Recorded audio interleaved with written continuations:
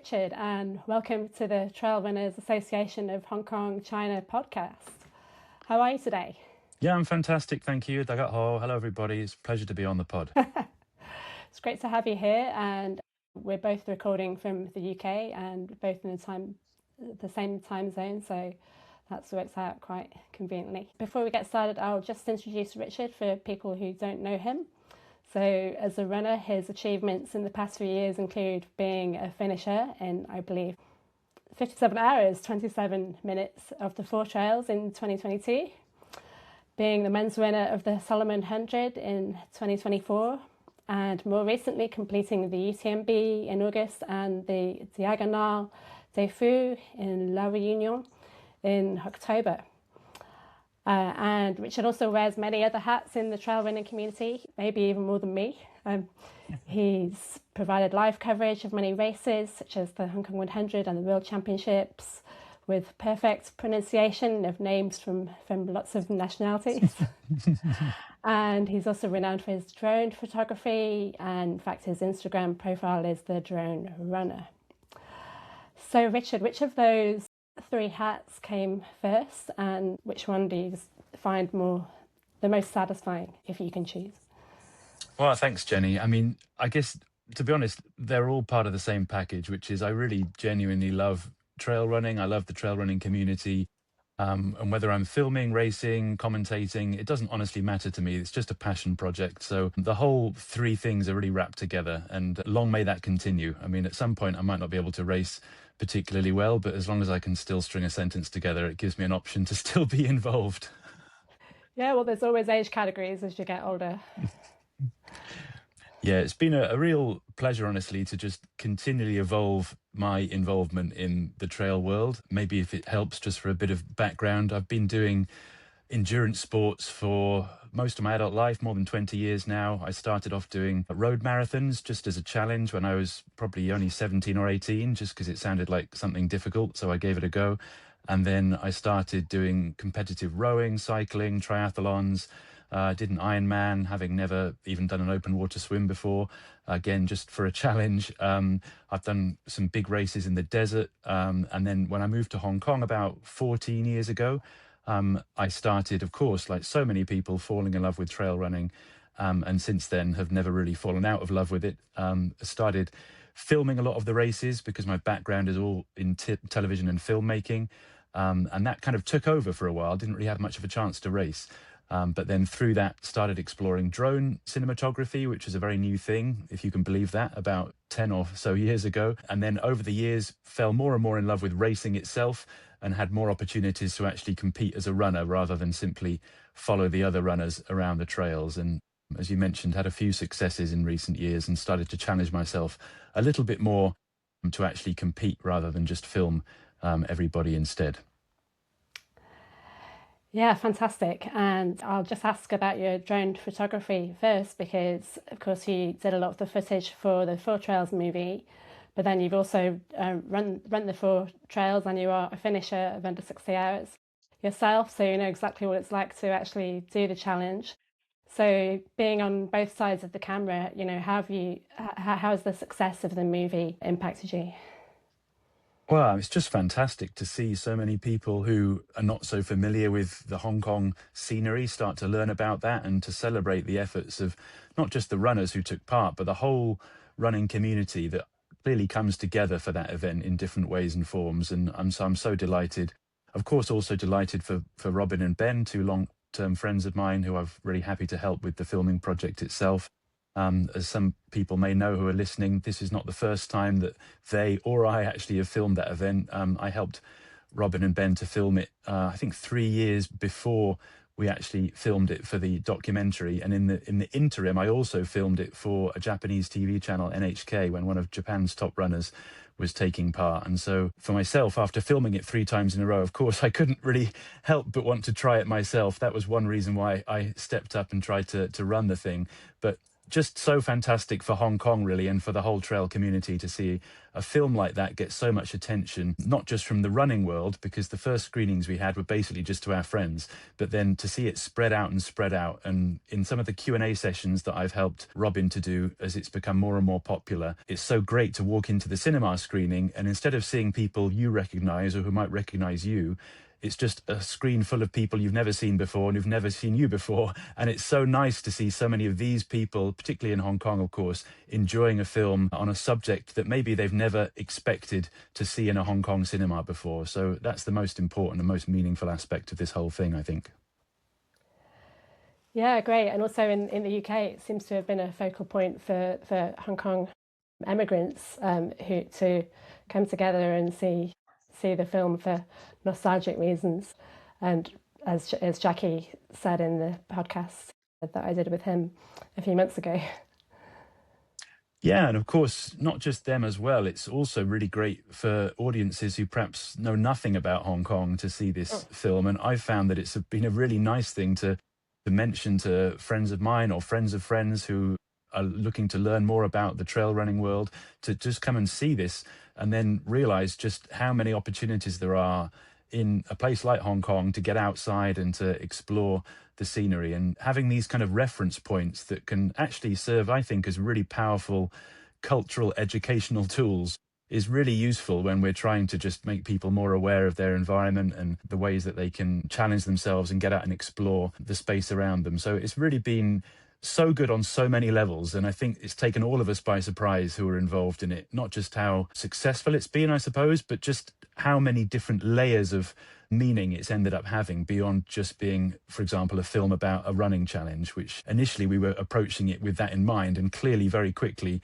as we got more and more into that process, it started to take on a whole different level of meaning. And I'm so pleased for Robin and for Ben to have that success and for it to really turbocharge their opportunities in future and to help raise the profile of the whole Hong Kong running community. Yeah, and actually of Hong Kong itself, I think it does a good job of promoting Hong Kong and people that didn't know that we have such fantastic trails in Hong Kong as well, right?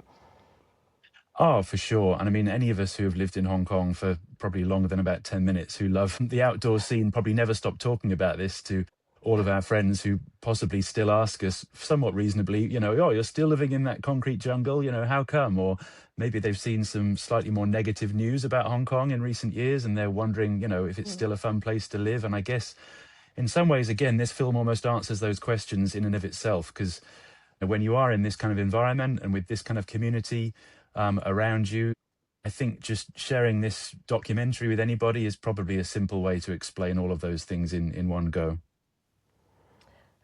Absolutely. So as a runner doing 4 trails yourself, I have to say that having followed the event for a number of years, you've been the most cheerful person taking part. Like, especially on Lantau Island, you seem to be having the time of your life when you must have been suffering a lot. So how did that happen? Oh, honestly, the whole thing was just a whole bunch of fun. I mean, at the end of the day, I think my philosophy, which is really quite an important one ultimately, I think, is just to be grateful for the opportunities you have to go out and do this kind of stuff and to just enjoy it. I mean, in any race, nobody's forcing you to do these challenges, whether they be a 10-kilometer race or a crazy 298-kilometer race. It doesn't make any difference. You're doing it for the challenge, for the journey, and ultimately for the fun of being part of an event. And I think if you can maintain that mentality through the highs and the lows, particularly, of course, in a long event, it will serve you so well. And I mean, it's easier said than done, but it's also, I think, kind of easier said than done to just end up in some kind of trough of despair when actually it takes a lot of effort to get into that trough of despair. You have to really mentally commit to continue to feel negative about your situation. And I think this is something that people sometimes forget. You need to consistently keep feeling like a victim or consistently feel like you're never going to finish or that you wish you were at home in order to really be in a situation where you end up giving up when times are hard. And I think if you can sort of break that cycle and keep reminding yourself just how unbelievably lucky you are to have a healthy body, to have the support of your family, hopefully, and your friends to do these kinds of challenges, it will take you such a long way. And for me, just being able to spend 3 days in the mountains doing one of the things I love the most, knowing that my family was all behind me and literally, in one case with my wife, dragging me off the ferry in Lantau. I mean, it's such a ride. I mean, such a fun experience. And I mean, I'd do the whole thing again tomorrow without question. It was really a total pleasure. It did help, I would say, that I'd ended up unintentionally having something like a crazy 3 hour or even longer, I think, sleep at Mwiwo, which certainly wasn't sort of in the plan and wouldn't necessarily recommend to everybody, but it makes the world of difference when you've been running for a day, a night, and another day and part of another night just to have a little bit of sleep. And perhaps that's the reason that I really just had a ball on Lantau. And sure, it's a long way, but I mean, come on. I mean, what else would you rather be doing on a Sunday or whatever day it was than running around Lantau rather than being sat at work or I don't know, watching TV or something else just massively less memorable. So an amazing challenge, and I think whatever would have happened to me, I'd have still come away with a massive smile on my face. Yeah, well, it's a really interesting perspective about you have to commit to being in a trough of despair when you could be appreciating everything that's around you. I'll try and remember that one. So on to more recent events. So 2025 has been a big year for you, the past 3 months in particular, doing 200 milers within 2 months of each other. And it seems like that the Diagonale de Fous was a tougher course in that it took you a few hours longer. Would that be correct? Yeah, I mean, first of all, I would definitely not recommend for anybody to try and do UTMB and Diagonale back to back. This was not really my plan. It all happened because I signed up to Diagonale actually the night before the Hong Kong 100, where I was trying to produce the live stream, and I was doing about 300 different things at the same time. And suddenly realized that the deadline for signing up was the following day. And there were a few people from the Hong Kong running community who had all said they were planning to go. So it was an amazing opportunity to be part of a little group rather than going and doing these sort of far-flung, pretty tough challenges on your own. So I was really keen to take advantage of that. So I signed up just, I think, 2 or 3 hours before the deadline finished, and then kind of forgot about it because I dived straight into the Hong Kong 100 project. And then I'd also, a month or two before, entered the ballot for UTMB and didn't really expect anything to come of that either, and then ended up basically getting a spot in both events, by which time it was a bit of a shame to sort of back out of either. So really grateful, as always, for the opportunity to do these things. And I mean, what an experience to be part of both those events. But yeah, not ideal to do them back to back. I'd say for anybody who's considering either of them, and it was my first time to do both, clearly they're quite tough, but what an amazing experience. No question, Diagonale is the harder race. The course is really not very runnable for most of the second and third thirds of the race. The first third is a little bit easier and kind of lulls you into a false sense of security. And then it does get progressively more technical and slow in terms of boulders and jungle and all kinds of terrain that doesn't really help you move very fast. But again, bottom line is what an experience, and both really fantastic events to go and experience once in your life if you're able to. Yeah, it sounds like going to La Réunion is it's a really beautiful island, and it's more an adventure than just a race, right?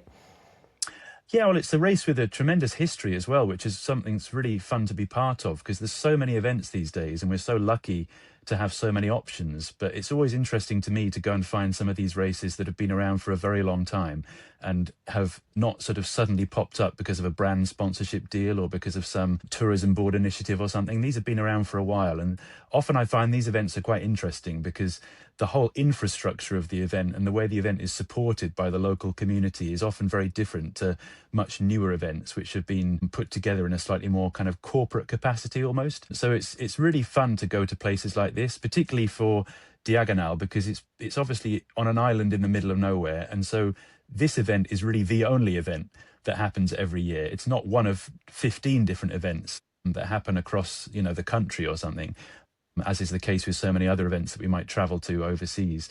This really is the one, and it's amazing to be surrounded by a lot of local runners who have done this event every year for the past 15 years, despite it being so incredibly hard. And so many people turn out from different parts of the island, even in inaccessible parts of the course, to cheer on the runners. And it's also really fun to be in such a tiny minority of either non-local or non-French nationals who are part of the race, versus going to other international races where there's a really broad mix of runners and you don't feel particularly different in a way. It's fun to kind of be somewhere where you're basically out of place, and that's one of, I think, the things that's always excited me about traveling generally, let alone to travel and do a race. So it is a really memorable and pretty special experience, but there's certainly a few things I might try and do a little differently in terms of running the course a little bit faster, but really an amazing ride. Yeah, it's great to hear. The only problem with that race is that it's so far away and it's a bit difficult to get to. Did you manage to tack on a holiday with your family, or did you just fly straight in and out? Yeah, this was a little bit of a fly straight in and out job ultimately, because I was just running out of time off really from work projects, which is always a challenge for all of us who are trying to travel to do races. There's certainly a lot to explore there, and no question it'd be nice to go back, but it's not an easy place to get to. And actually the logistics of the island are also pretty tricky when it comes to the race management. So there's quite a few things that this race throws at you that are difficult, that have nothing to do with actually running. And that's obviously part also of the fun of doing these overseas races. I think it does frustrate people I know when they go and do events overseas, and the logistics are complicated. Maybe the infrastructure of the race organization is a little bit complicated. Maybe the food's not to the liking of people when they travel. But I think for me, again, it's so important to just enjoy. I mean, at the end of the day, this is part of what you signed up for. You signed up for an adventure. If you want to go and do the same race every time you travel and everything is exactly the same, then I think you lose a lot of that experience of the challenge that comes with putting one foot in front of the other. So I kind of enjoy all those quirks and those unforeseen circumstances that throw you curveballs, because they're all part of what makes getting to the finish line that extra bit special. And this race has got its fair share of those, simply because of the difficulty of getting around the island, for example. So if you're trying to get to the start line, but you're also trying to leave your suitcase at the finish line, which is on literally the other end of the island, all in the same day, that in and of itself is actually not easy and requires quite a lot of planning and strategic organization. If you're trying to save money by not booking hotels at both ends of the island at the same time, and all these little things start to play on your mind and eat up a lot of mental energy with your planning. So it's not straightforward, this one. But again, for me, that all wraps into the whole experience, and it makes it that much more interesting than if you simply turn up and check into the same hotel you would have done in any other country, and the whole thing runs like clockwork. And so, yeah, a real adventure. Yeah, great to hear. And so doing 200 milers in August and October meant that you would have had to have been doing some very long runs in the peak of Hong Kong summer, and even September is very hot in Hong Kong. So how did you manage that? Yeah, I mean, I really do love training, and that does help. I know some people naturally obviously find training a bit of a chore and they just enjoy the race instead. I almost enjoy training more to a certain extent. I just love getting out and pushing myself, and clocking up miles is never really a burden for me. So I didn't really find that too tough. It's clearly quite difficult getting the level of volume in that you think you need to complete these types of events. One thing I did that I found helpful was, rather than necessarily pressuring myself to try and do a sort of 50-kilometer or very long run every weekend, which with family stuff and other work stuff is not always practical, I tried to really just do lots and lots of shorter runs, which might include doing 3 or 4 per day during the week, in order to still clock a pretty heavy volume, improve my ability to still run even with limited recovery time, but not really push myself into a zone that I couldn't get back out of to be able to train the next day or 2 days later. So I might end up routinely doing at least 3 runs per day, one early in the morning, one at lunchtime, and then one on the way home. It didn't really then affect particularly the rest of my schedule, because I was just squeezing in 3 times 1 hour, or 2 hours plus a 30-minute one at lunchtime or something like this.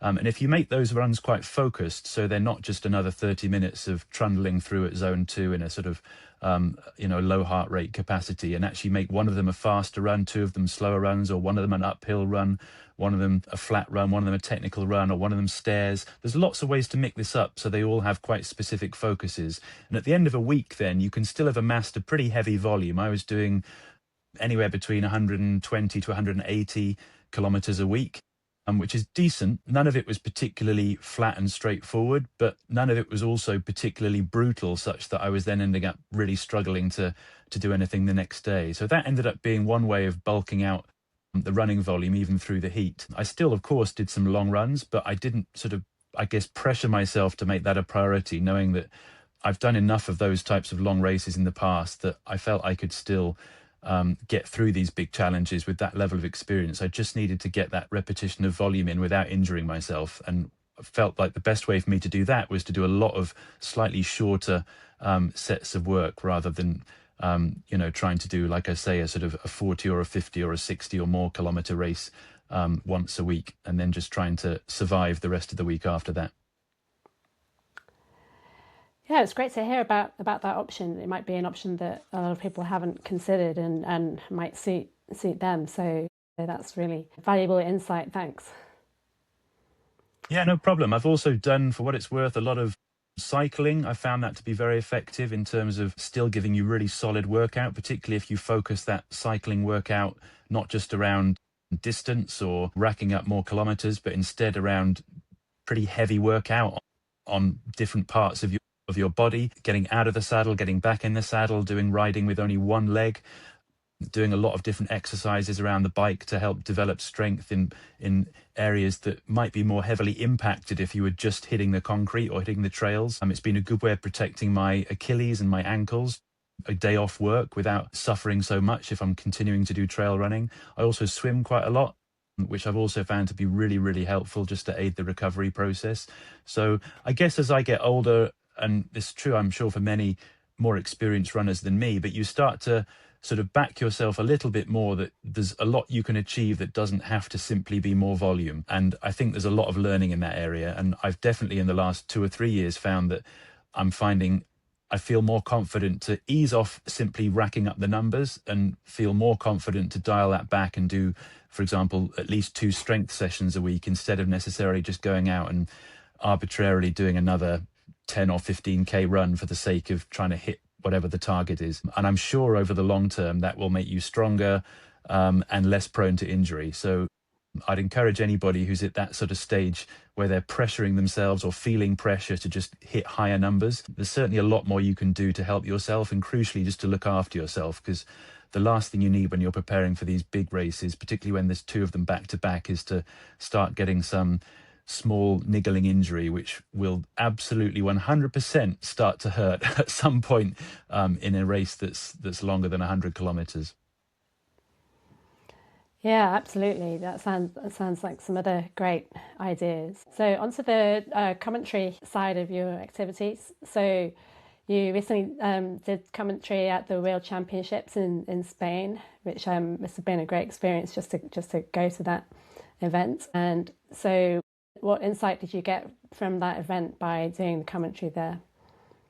Yeah, that was a real pleasure to be involved with. I've previously been involved in the first Asia Pacific Trail Running Championship, and this was the first time I'd been involved in the World Trail Running Championships. And I mean, first of all, it's just so fantastic to see how big that event has become. This year, particularly, as many people will have seen, you had some of the most elite level runners in the world taking part from, of course, both male and female categories and from all of the top running nations. And that was so exciting because this event is clearly a growing event. It's not really reached where it would like to be yet in terms of building the profile, the audience, the sponsorship, the awareness that, for example, UTMB has. But I don't think it's going to take long for it to get there if the respective countries that are involved start basically encouraging, or in some cases, like France, sort of mandating that their best runners should be involved. The whole atmosphere there was really electric and really did feel like an Olympics of trail running, because with all of the different runners representing their countries, or their territories, not just representing themselves. There was a real flavour to this event that we don't often see at other international trail running meets. And the other thing that I love about this event is, apart from the runners, the entire entourage that comes with the runners, which is not massive because it's still trail running. You know, we're not talking about Olympic level funding for these types of events, but the entourage is so colourful and so representative of the different cultures from which these runners are coming from.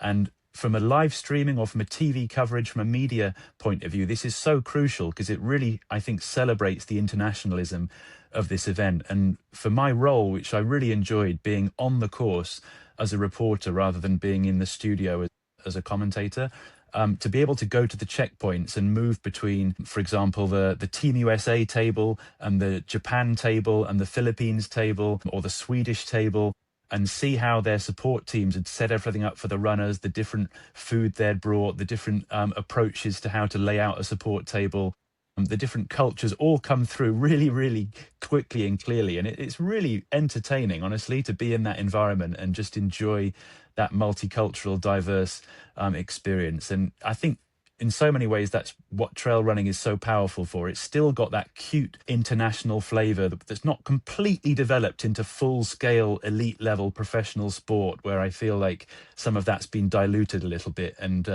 it's been lost. There's still that sense of excitement, I think, in the trail running world when these big events happen. And it was really, for that reason, a total pleasure to be there. Yeah, great. Now, I'm sure you'll agree that Hong Kong has a lot of world-class runners, yet their performance at the World Championships this year was a bit disappointing. Do you have any insight into why that might be, and what do you think it would take for the Hong Kong team to get better results at the World Championships? Yeah, I saw all of the runners there. It was so great to see them there. And there's no question they gave themselves a hard time, I think, in the most part after that event, which is pretty honourable, honestly, because they did fantastically well considering the nature of the course and the level of competition. But it's exciting to be somewhere where people are giving themselves a hard time about that, rather than feeling like it was nice to be there or it was nice to take part. I was kind of excited by that, because we all know how much people in Hong Kong are pushing the envelope, really, with regards to how successful runners from Hong Kong have become, despite the size of the territory and the scale of the mountains. I think ultimately the challenge for them this time was twofold. First of all, the nature of the race was undoubtedly pretty tough. It was very technical, and it was on a nature that we just do not have in Hong Kong. No question. It was very rocky. It was, especially the downhills were very, very technical. The course it felt really properly mountainous. And by that, I mean, we weren't necessarily running on hiking trails in the Pyrenees for the World Champs. We were running on really difficult terrain that probably had never even been raced on before in some cases, or if it had been, it wasn't in a kind of elite sort of fast running capacity. It was on almost more of an orienteering style race environment. And I think that's why, as we saw at that race, many of the top podium athletes were actually from an orienteering background, not necessarily from a recognized track running or marathon running or even trail running background. They were really strong orienteers.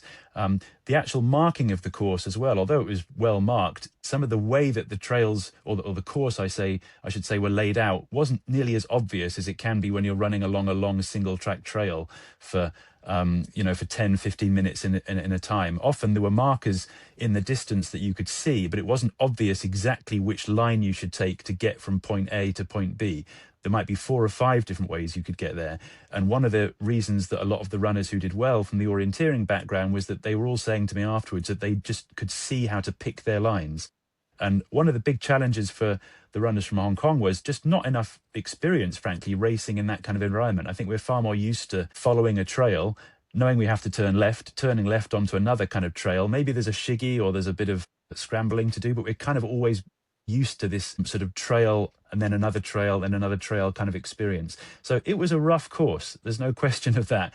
And everybody afterwards just was saying to me from Hong Kong and actually from much of the Asian countries, they would just love to have more time, basically, being able to train and prepare in environments like that in order to be able to compete at what they think is their level. So it was definitely a challenge. And I only hope that, of course, as a result of this and as a result of the continued growth of trail running in Hong Kong and the awareness in Hong Kong of how successful our runners have been and can be, that there will be more institutional support for trail running, and there'll be more recognition of just how much we punch above our weight in the Hong Kong trail running community. And hopefully that will mean that inevitably over time, there will be more time for these athletes to go ahead of the race and get more time acclimatizing and preparing so that they're not in that same situation in future. But I mean, the beauty of this World Champs is, of course, it will keep rotating around the world. So the next event's going to be in South Africa, and where the course will naturally be quite different, the weather will be different, and the tables will turn, and it might end up being slightly easier for runners who have a different kind of training environment. So that's what makes this sport so interesting. But certainly this time around in Spain, yeah, it was pretty tough for the runners from Hong Kong and from a number of other countries that didn't really have a lot of experience racing in what I would say was a pretty kind of raw and wild environment, and not one that is particularly easy to train for. Sure, and I know a lot of the Hong Kong team only arrived a few days before the event, whereas I think some of the athletes that live in Europe, obviously they would have much more chance to spend time on the course. But even the Philippines team, I know they went mostly, I think, 2 weeks before and managed to do a lot more training on course, which I don't know how that could be arranged for Hong Kong runners in future, because I think it's probably down to their jobs and not being able to get time off work, right? Yeah, I mean, it's tough. This is in so many ways a metaphor for the evolution of the sport. I mean, it's fantastic that these events take place. There is now, of course, a fairly high-profile World Mountain Trail Running Championships, and there is an equivalent championships for Asia. These things didn't exist, not long ago. So things are all heading in the right direction, but it really affects not just the runners, it affects the whole operation. I mean, I've been involved in the live streaming and the broadcasting of these events as well. And everybody's kind of in the same boat, where there is now some money available to make the entire production and the experience and the event level up each time. But of course, ultimately, that money is not quite at the level that everybody would hope it could be at, whether you're in the event side, the media side, the athlete side. And as it continues to evolve, this will improve, but it does at the moment affect absolutely every facet of these events' setup and operation, including, as we may talk about in a minute, the live streaming and the way that's handled as well. I think it's all heading in the right direction, but it's still, I think, going to take a little bit of time before we're able to kind of meet with the expectations that people naturally have when they go and take part in a world-class event. They expect kind of world-class facilities and infrastructure. And when you go and watch a world-class event now, even if it's just a live stream on the internet or something, you also kind of expect world-class production standards because you're so used to watching other sports produced in that same way. And we've come so far in the time that I've been involved in either running or broadcasting these kind of events, but there's still a bit of a ways to go. Sure. And how did you find the coverage that you were involved in of the World Championships as regards getting equal coverage for men and women? I didn't, unfortunately, have a chance to watch most of it, watch very much of it. I just saw a couple of hours of the short trail. But what's your impression from what you were involved in? Yeah, I mean, this is a perfect example, I think, of one of the ways that the sport continues to have to evolve to better serve the global community that's interested in the sport. It's long been a challenge to try and make sure that there's equal coverage of the men's and the women's fields, particularly because in the past there's been a bigger disparity between the elite level of men's and women's trail runners. That gap is obviously narrowing by the minute, such that there's almost no gap anymore at the very elite end. And I think there's clearly a need to better reflect that in the coverage. There was a real commitment, as far as I understand, and I wasn't involved in any of the production planning or anything with the World Champs. There was a clear commitment to try and make that work, in that at the very least, I believe there was like a mandate that the coverage would continue until the podium athletes from both male and female races had crossed the line. And that's, I think, now kind of, I'm happy to say, like a fundamental in almost all of the races that I've been involved in broadcasting. That wasn't always the case, of course, because sometimes the races would last so long that it might be 3-4 o'clock in the morning or something, and it wasn't deemed feasible to keep broadcasting until everybody had crossed the line in that way. But now that has at least been, I think, established as the absolute minimum that must be achieved for achieving gender parity with the broadcasts. But I think there's still a lot that can be done. Clearly, there are resource issues, because when you've got, in this case at the World Champs, I think more than 20 or 25 people out on the course with cameras trying to chase runners. Can you have those 25 people all at the right place in the right time with the right kind of signal to get the right quality content across a 15 or 16 hour period in order to ensure that you can get everything you need. It's not easy, you know. We're not talking about doing a road marathon where you can just put people on the back of a motorbike and get them to go back and forth multiple times with no problems with coverage. But I do think that at the very earliest stages, this does need to be baked into the plan so that you ensure that you've got that level of coverage. Another thing that I heard being talked about at the World Championships, which I thought was interesting, to try and ensure that there is better coverage, not just of the women and the men, but also better coverage of the international nature of these events. So you don't end up, for example, only following 2 American runners and a French runner, be they male or female, for the entire race, and you kind of miss out seeing anything else. And so you miss out seeing the international nature of the event. But a couple of ideas that I heard being talked about were obviously to separate entirely the men's and women's races. So you have an entirely separate female race. I mean, there's no question that would do a lot to help serve the awareness of some of the top level female runners. So you don't only end up seeing the first 3 and that's it. There's obviously a resource issue with that. But if that's again baked in right at the start as being a fundamental requirement to ensure better coverage, then I'd be over the moon if that could happen, because then we'd really be able to devote full scale coverage to both the male and the female race. Another idea I heard being put forward, which is a little bit more complicated, is actually to start to institutionalize the idea of setting off the women's race 1 or 2 hours earlier than the men's race on the same day, so that you get far more female runners involved while it's still daylight, and you'll get far more female runners crossing the finish line than you do if you set everybody off at the same time. This is an interesting idea. It does pose other problems as to whether or not female runners would enjoy being caught up by the male field during the course of the race. It potentially poses some safety issues in that regard if there's number disparity between the men's and the females race, I suppose. And it also poses quite a significant timing challenge for the race organisers and for the broadcasters to try and keep track of telling that narrative when there's 2 separate timing systems happening simultaneously. But I did think that was kind of an interesting solution when there may not be resources available to have completely separate races on different days, because there's no question that would definitely help get more airtime and more face time for a wider variety of female runners. And I think that's crucial, and it'll do a whole lot more, I think, than what is currently happening, which I also, of course, support, which is just to create a separate starting area for female runners to make sure they're at least seen at the start line, which traditionally has also been a problem. So these are all good steps forward, but I'm happy at least to hear that at these events and after these events, these conversations are taking place. And as I say, not just for the gender parity, but I'm also passionate about trying to tell the stories of athletes from countries who are not always seen or not always represented, because these are supposed to be the World Mountain Trail Running Championships or the Asia-wide, Asia-Pac Trail Running Championships. But if we only end up talking about the top runners from 2 or 3 countries, again, we're missing out on the way that the sport is trying to grow and the cultural diversity and interest that can come from telling the stories of a runner from a place that's clearly less funded, less well developed, or from more remote backgrounds or something. I think this will all improve, but I think the more lobbying that takes place, the more discussions that take place, the better. So happy to even discuss it here, because it just reminds people to think about this stuff rather than tuning in and just assuming that it has to be the way that it was last time.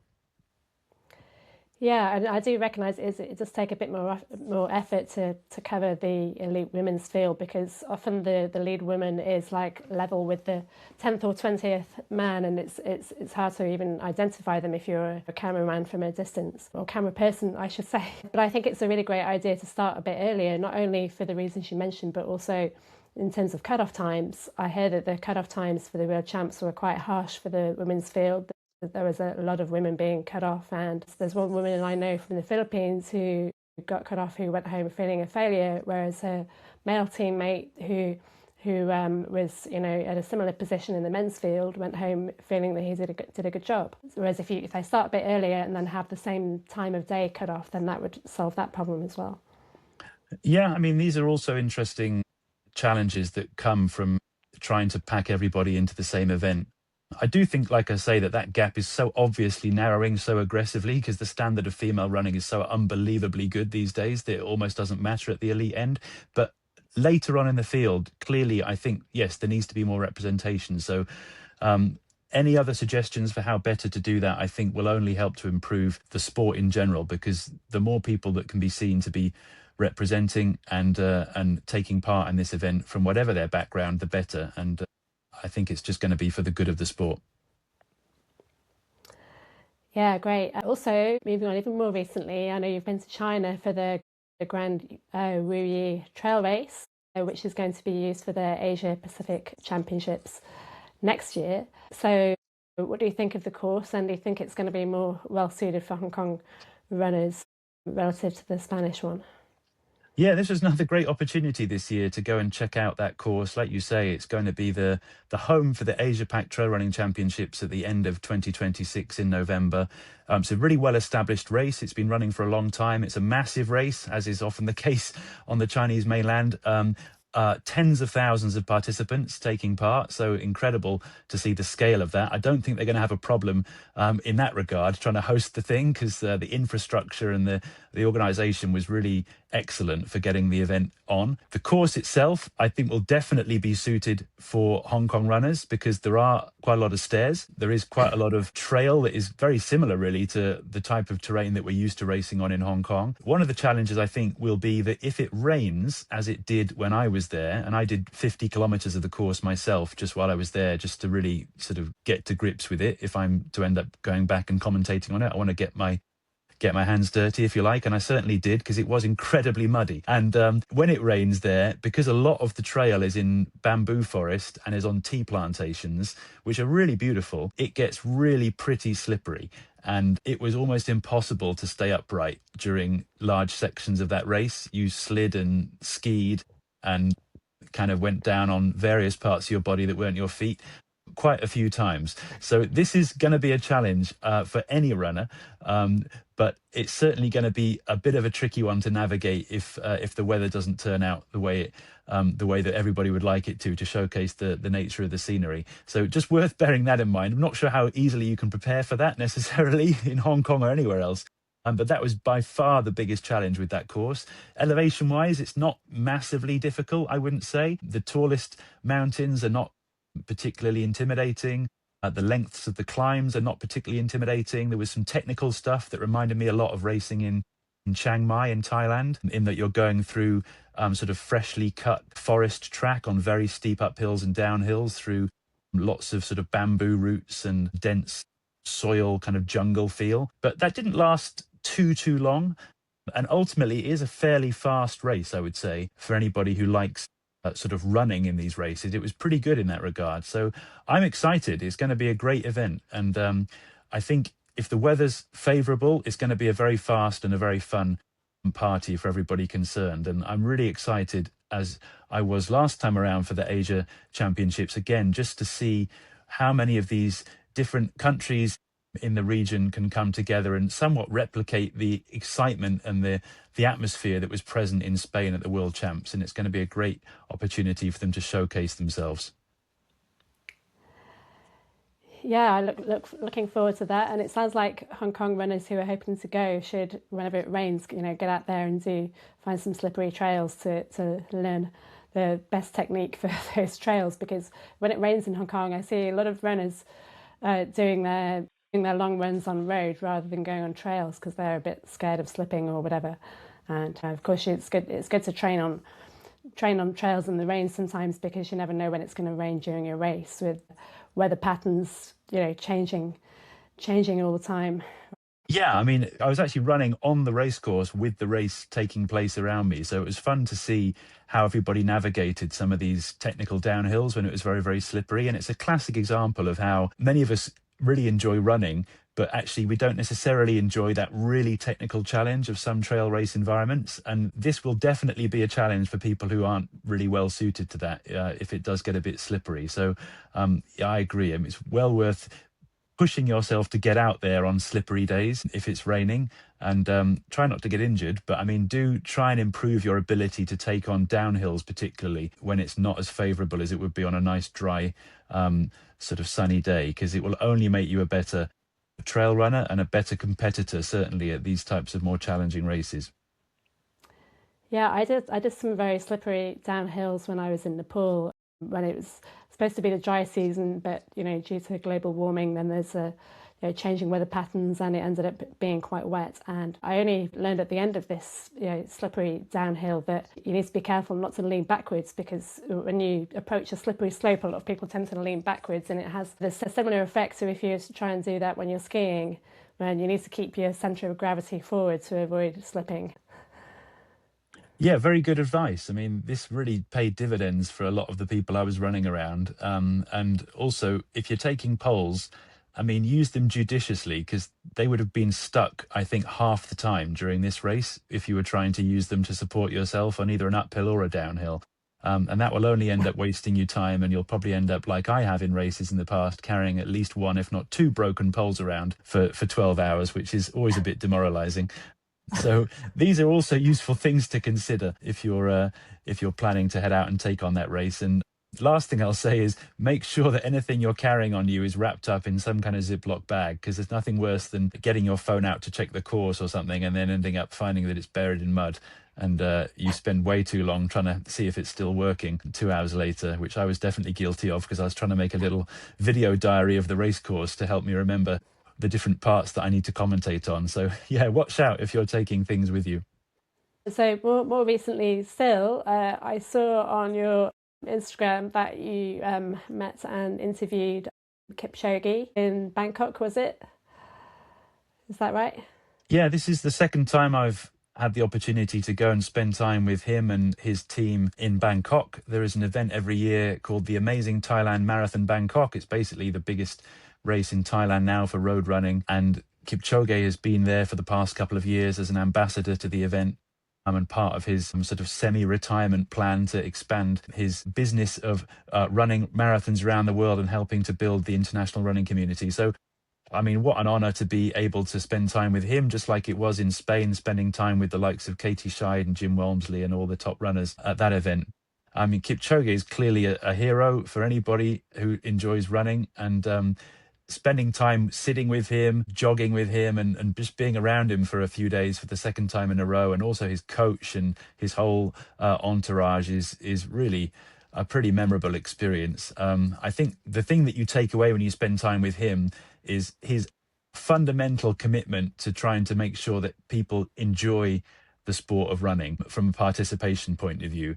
And I mean, I've sort of said that a little bit myself, but it does sort of rub off on you when you're around him that he's absolutely his absolute conviction is to try and remind people to enjoy the process. And sometimes when you hear that from an elite level runner, it's a bit frustrating, because what you really want to hear from them is some specific advice that will make you faster. Not to be told simply to just enjoy running more, because you think, oh, that's great, but I mean, how's that going to make me run my PB? When actually I need some training advice to help me change my training plan. But I think actually that has continued. The more I think about that and the more I try and integrate that into my routine, the more I think that is ultimately the fundamental, because as soon as you start, as I mentioned before, feeling negative or grumpy about any part of the process of running, whether it be the race, whether it be the training, whether it be the getting out of bed early in the morning, you're already kind of at a loss with regards to trying to achieve your goal. If you can maintain that positive joy about the process through every part of it, including the part when you're peeling sweaty clothes off yourself in your tiny apartment in Hong Kong and try not to make a mess, or you're cleaning your shoes for the 5th time this week because they're so smelly from the sweat. All of these fundamental things that cause us to be a bit exhausted with the concept of running. This is all part of the same package. And I think, like with the 4 Trails Challenge, if you can just maintain that joy and positivity, you've almost kind of guaranteed that you're going to have at least a decent day on race day, because you're going into that race full of the energy that you've garnered from the process leading up to the race, rather than full of the gripes and the headaches and the stress that's got you to that start line. And I mean, I've asked him, I think over these last 2 opportunities over the last couple of years, I think I've asked him in about 10 different ways, either on stage or privately behind the stage, just to give me a couple of tips. And it is basically the same line every single time. I'm sure if he was my coach, he'd probably give me a really hard time about 10 other things I'm doing wrong. But his line that I've now started to really fall in love with is just the same, which is just enjoy, enjoy, enjoy.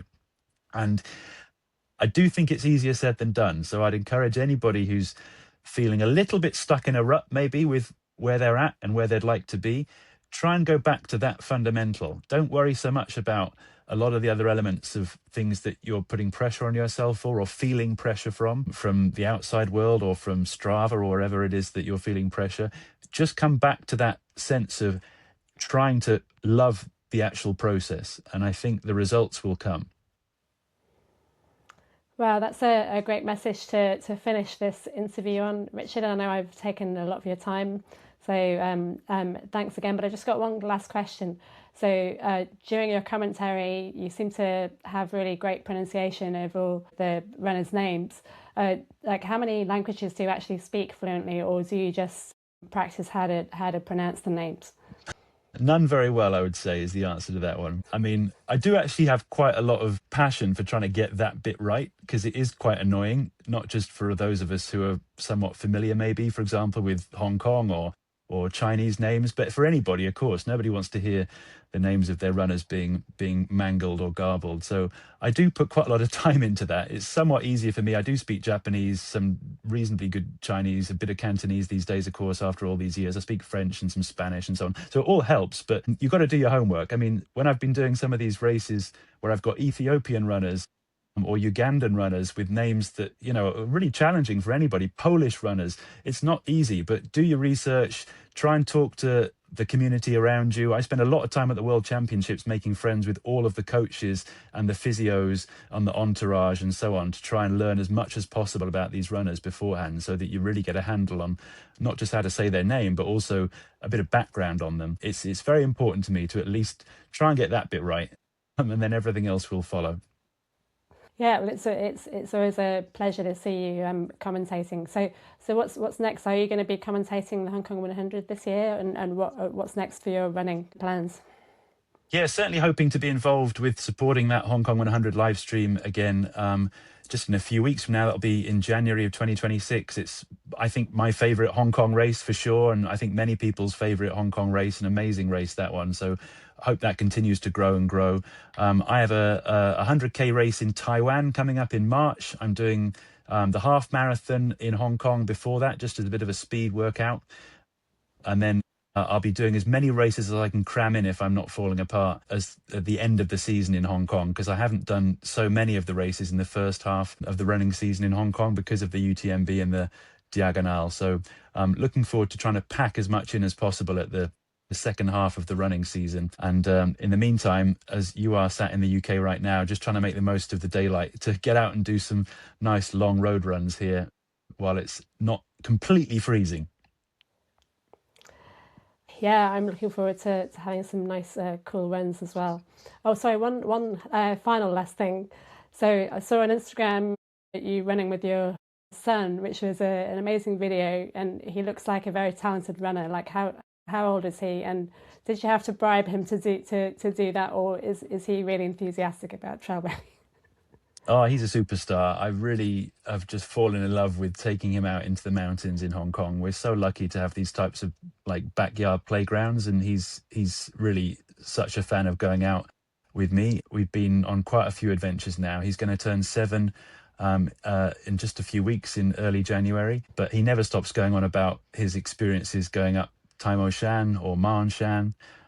And he just did a school presentation a couple of weeks ago where he was asked to talk about things he enjoys, and he drew this big picture of Tai Mo Shan and spent a long time making different photographs and drawings to go with it to explain how much he likes climbing mountains. So, I mean, he can do whatever he wants in his life. I'll support him whatever he chooses to do. But for the time being, it's a total joy to go and discover these trails and spaces all over again, just like it's my first day in Hong Kong. So really, really lucky to have that opportunity. Yeah, and it's a great video. I encourage everyone to go and take a look at your Instagram page, which is the drone runner, right? And check out that video of you running with your son. It was really cool. Anyway, thanks again, Richard, for your time. It was great to hear your insight on so many things, and look forward to seeing whatever you do next. Thanks, Jenny, and all the best to you and your running endeavours, and of course everybody who's listening to this. guy out and do your very best in this remainder of the running season. And like I said before, from the words of Kipchoge himself, just please enjoy the process. Yeah, thanks a lot. Have a good evening.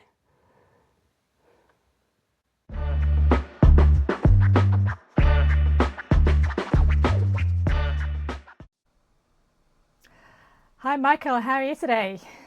I'm doing great. Loving this lovely, lovely Hong Kong weather. Much cooler, sunny days. It's fantastic.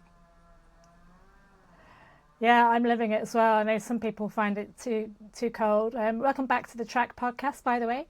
Thank Yeah, you this very morning much. I checked my phone before I went out running to see what temperature it was in case that affected what clothing I was going to wear, and it said 18 degrees, going up to 24. So I was like, okay, well I don't need much clothing then, but it hadn't fully loaded, I think, from the day before. So when I got outside, I was like, it's freezing. It was only like 8. It was like feels like 3 degrees apparently, according to my Strava. Yeah, I brought I was some a little recycles down. overdressed. Yeah, I brought recycles down this morning. I was like, whoa, I don't remember, because I checked the day before. It's like, I don't remember it saying this cold. It was quite chilly in the morning. I did a run around 10:30. It warmed up a bit, especially in the sun. But yeah, this morning, early morning was quite cold. Yep, I know. I went out a little bit underdressed, so I wish I had my gloves. Anyway, so you've heard the interview with Richard. What an inspiring guy, right? Yeah. I met Richard for the first time actually during Four Trails when they were filming the movie. He was one of the people with Robin and Ben, as he discusses in the interview, that he was one of the ones filming. And so I got to meet him then. And then the following year, I was Marshall when he did the Four Trails and broke 60. And yeah, I got to see him and talk to him a bit and such throughout. And yeah, he was very positive and amazing performance as well, where he actually slept in Muo for a long time. And I thought, oh, he's in trouble because he was really, really struggling on Hong Kong Trail. And then he, got revitalized with some sleep and had an amazing Lantau Trail to break 60. So yeah, and I've seen him have some great performances recently as well. So I didn't realize when I met him he was such a strong runner. I just thought he was a really good photographer and such. Yeah, he's a pretty incredible guy. Yeah, and it's amazing to see how positive he is about his training and doing runs sometimes 3 or 4 times a week and really enjoying it. And obviously enjoying the process is a really good thing, as opposed to just knuckling down because you have a big target, right?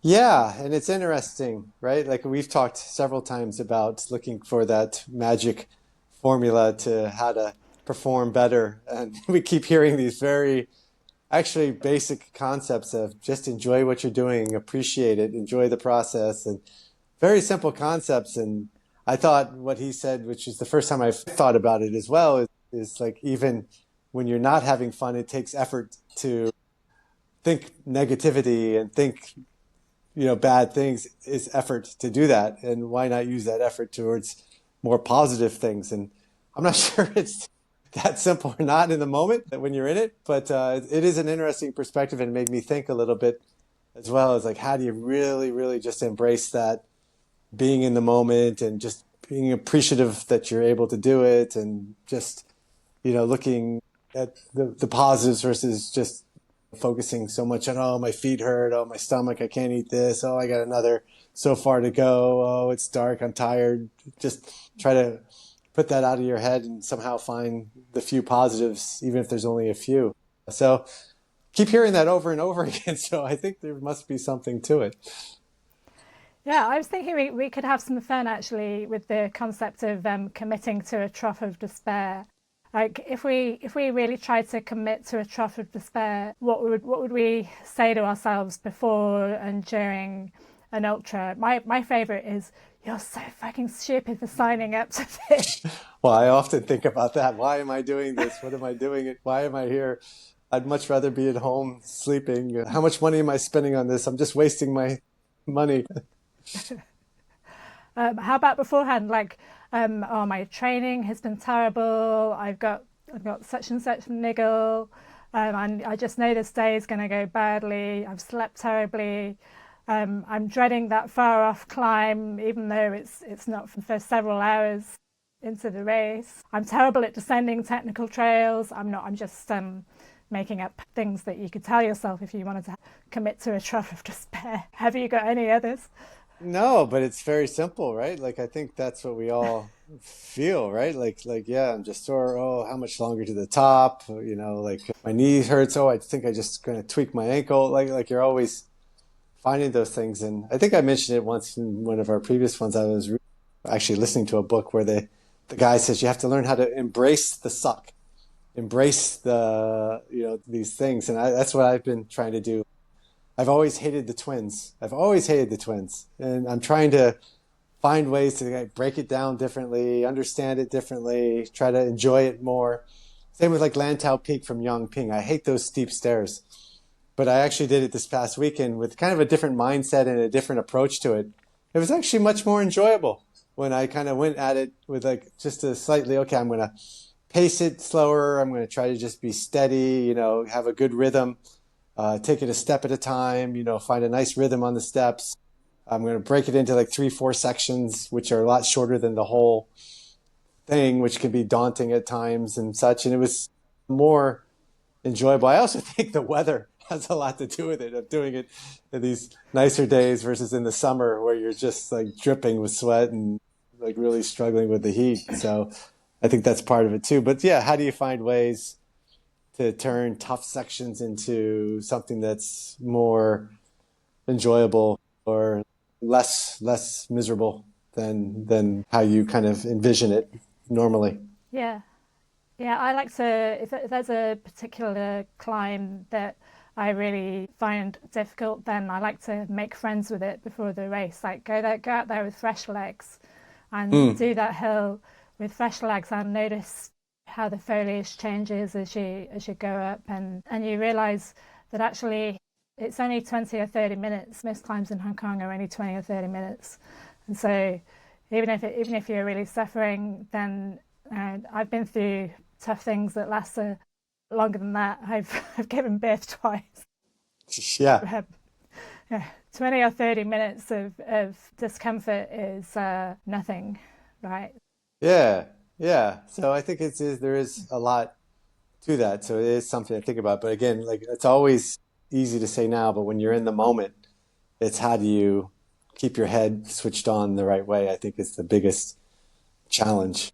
Because sometimes when you get in the moment, it's just really hard to get out of the problems and focus on other things. But yeah, there's something to that, and I'm sure the most successful ones find ways to do that. So yeah, I think it's actually good to hear.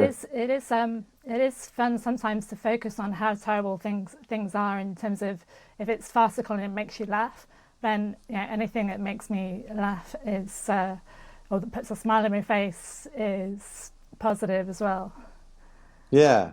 That's a different way of looking at it as well, right? Even though it's miserable, just kind of have fun with embrace the suck, as I sort of said, right? Like just find ways to laugh it off or find positivity in bad situations. I'm usually positive, but again, in the moment, sometimes it's hard. But I think that's something that because I've heard it so much in the last few months from some of the interviews you've done with some of these amazing people, that I think it's going to be something that will stick a little bit more than it has in the past. Yeah, so I know that Andy was saying that a lot of the elite athletes have the mental side dialed in. So it's not surprising if I'm interviewing people that are winning races that they all have a pretty good mental attitude. Yeah. It's extremely important. Yeah, something for, I think, everyone to work on, especially as you get into these, even if for shorter races, you always have those feelings, like even 10Ks or 5Ks or half marathons, you get moments of just, this is really hard, or, I'm feeling a little too fatigued. But I found, again, I've been now training. One of the things I find enjoyable is this zone 2 training, where you're just really going at a more controlled pace. And while there's continuous effort, it feels I feel under control the whole time. I don't feel like I'm getting into that zone 3, 4 where you're really putting in effort and you're feeling like high heart rate. You're feeling you're breathing heavy. Like I'm able to really control the breathing, really able to control the pace, and I find it more enjoyable in these longer efforts. And my ability to perform better in the second half has improved as well, I find. Even though my overall speed, or I shouldn't say overall speed, but the speed in shorter segments may be a little slower, the overall performance, I think, is better in longer ones. So again, it's trying to find that way to, which again, I think you're here, we're saying the same thing, but it's trying to find that way of turning difficult things, making them more enjoyable. Yeah, and another thing that Richard said that I found interesting was he said that the gap between men and women is narrowing aggressively, was his word, at the elite end of the field, not so much at the back of the field. Do you have an opinion about that? Yeah, I'd have to look into it more, right? Obviously, you see people like in UTMB, the Courtney Dauwalter, and I'm drawing a blank on who won it this year. Katie Scheid? Yeah, right, Katie. And they're finishing top 10 overall, right? You know, some of those, the more elite women, they're closing in. And even Courtney won Moab in 2018 it was, where she beat the second place person, first place man by like 8 hours. And so you're seeing it in some of those things on the higher ones, but I don't know that word aggressively getting lower. I don't know if I've seen it, but again, I haven't done the research, but I have seen it consistently in the last five years or so with some of these higher end female runners to be up there with the men in the top 10 of these races as well. But yeah, it'd be interesting to look, and you like to see it, right? I know we have tons of strong women here in Hong Kong as well who perform amazingly well. Like even in 4 trails, the second and third place overall last year were female runners and such. So like, I think as you get into these longer and longer ones, the female athletes are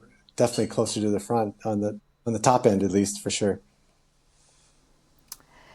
Yeah, apparently women have some physiological advantages in the very extra long runs, such as being better at fat metabolizing or something. And of course, a lot of women are mentally strong. But actually, because fewer percentage of the female population enters the extra long ultras, apparently the gap between the results is not any less, although you might get individual standout performances like Courtney at Moab. But Moab, I'd like to compare what was the ITRA score of the other men in that race, because you know ITRA is a genderless index that just places people according to their speed and doesn't take into account their gender at all. So I don't know whether she managed to beat men that had lower ITRA scores than her, or maybe the top ranked men were not having a good day and so pulled out. Because if you're running that distance, if you get 50k into it and you think, well, this is not my day, if you're an elite runner, you want to save yourself for some other races, right? Yeah, and her performance is amazing. But on the other hand, the 200-mile races at that time in 2018 were just starting to come into picture for people, right? So a lot of the more stronger 100-mile plus runners weren't entering those races at that time. Still some amazing runners, right? But now in the last few years, you see some, like Harvey Lewis has done Tahoe and Bigfoot in the last 2-3 years. You know, in fact, he did Bigfoot twice, which is 210-mile race. And some of the other folks doing it are some really top end runners now doing these races. And that's only happened in the last 3-4 years that they've started joining these 200-mile races where, you know, it's people say it's the new 100. So I think that you'll continue to see more and more runners, but time and time still, even though with more men runners running, you're seeing amazing women performances. I think in Moab this year, and I may be wrong, but 2 women were like in the top 4 up until I think like the last day. And then I think they finished like 3rd and 4th or 4th and 5th overall as well. And had some amazing performances. So I think you definitely see it in these the longer it goes, you may see even more of it. Yeah, one thing that I think definitely is improving is what you might call the competitive depth of the elite women's field. So it used to be just Courtney who could get into the top 10, and now there's, top 10 overall. Now there's a lot of, at least in the very competitive races like Western States, UTMB. Then there's a lot of women who are not far behind Courtney if she's on top form, or Katie Scheid. Whereas Courtney, I think the last time she broke course records, then the female second place was a few hours behind, right? Yeah. So I think that gap is narrowing. And so I think there's two main schools of thought about if you compare men and women's performance. Camp one says that there's not much difference in their physiological ability, and that actually it's more societal, that fewer women take up trail running than men because they have less time, they might have safety concerns, they might have less confidence or support from partners, etc. So if those factors were taken away, then women ought to be closer to the men. But those factors are probably not going away anytime soon in reality. And then you've got Camp 2 that says that due to the biological differences, which are quite significant, like fewer red blood cells, less testosterone, possible interruptions due to pregnancy and childbirth, and menstruation issues sometimes, then the gap might narrow a little bit, but there's always going to be a gap. I think all we can do is try and improve the competitive depth of the female field and encourage more women to get into trail running, right? Because the more women there are in trail running, and the more women that choose trail running over other sports, then you're going to get more competitive results, probably. Yeah, that's obviously a factor of it, right? The percentage of the field is dominated by men in these things as well, right? So as you continue to get more and more people entering in, you're going to find some of those diamonds in the rough type of females out there who are going to be very strong runners and not realize they were strong runners, and like a lot of the male stories you hear about guys. I know I've seen things with Stone and Stingray where they talk about, I entered a marathon and I did pretty well, and then I tried this and I am surprised I finished in the top 3, and then I tried this and I won, and like they weren't going into it as wanting to be runners. They just kind of found their way into it and then ended up being amazing performers. And there's probably just as many females with those types of stories potentially as well, as more and more get into the into this field, or into trying to stick their toes in the water a bit and try these things. I've seen some amazing females get into this recently and have some amazing performances as well. So I think, the more we can get in, the more you're going to continue to see that. Sure. What do you think about the idea of having separate races or an earlier start in some races? Yeah, I mean, it's an interesting idea. I've seen, like in Ironman, for example, for the World Championships, they did that. They split the women and men into 2 separate days for the World Championships in Hawaii. But they're actually going to be bringing it back, I think, starting this year or next year, I forget, into one. And there's some goods and bads. There's some, ability to focus on that. But it's also fun racing with amazing women as well, just as being both a spectator and a competitor in these things. I think, again, I'm not elite and I understand the focus on it, but I also think there's something about watching everyone take on the same course at the same time and everything like that. I could make the same argument. Hey, I'm a slower runner. Let me start early. Maybe let me start 5 hours before the females because they're going to be passing me as well. I don't know if it's necessary, but I'm very supportive of trying to put more focus and how do we get, more focus and coverage of the elite women? Because that's half the fun. When I watch UTMB, I enjoy watching the top women as much as I enjoy watching the top men. They're just as amazing. So I don't know if it's necessary, but if it helps, I think it's good to try new things and see how they work. But I'm a fan of kind of everyone going at once. It's not going to happen at every race. I mean, it's just going to be certain races that have a lot of TV coverage and can frankly afford to have 2 separate days because of it's obviously a lot of extra logistics involved to have the exact same race, especially with the very long ones, run over separate days. So I don't Yep. think it's going to convert. Not all races are going to change to that by any means. Well, and that's even why Kona had to break it apart, because they tried to do it on 2 days, and the logistics of in the towns and things like that, having to close roads and having to have aid stations and having support and all these things over the 2 days, they said we can't do it. So then they split it into, okay, we'll have men in Kona and women in Nice one year, and then men in Nice and women in Kona. And then people were complaining like, oh no, the whole thing is about going to Hawaii. It's like having UTMB. Well, we'll do one in the normal course and then another one in Spain. And it may be an amazing race in Spain, but it's not, France, Italy, Switzerland, UTMB, so then now they're bringing it all back as it was before. So I think there's been attempts to do it, but yeah, a lot of logistics, money, other things that complicated it for that. So I could see maybe similar challenges for doing that on the big races here as in trail running as well. One thing I think is important though is that if the men and women are running alongside each other, that the men's race and the female race are talked about as being separate, because they are effectively separate races that are happening at the same time. And so to talk about the overall position is not really helpful, because they're separate races, and it kind of leaves the impression that women are only strong runners if they can get into the men's overall top 10. I mean, the overall field top 10, whereas any woman who's in the female top 10 must be an amazing runner if it's a competitive field, right? Yeah, absolutely.